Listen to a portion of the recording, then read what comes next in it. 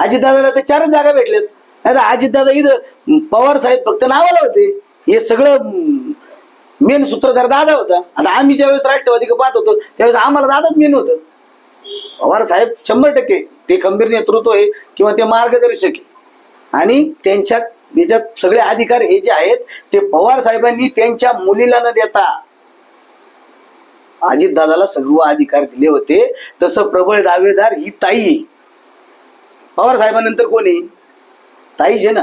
मग पवार साहेबांनी फक्त एक उगली केली का आता भाकरी फिरवण्याची वेळ आलेली.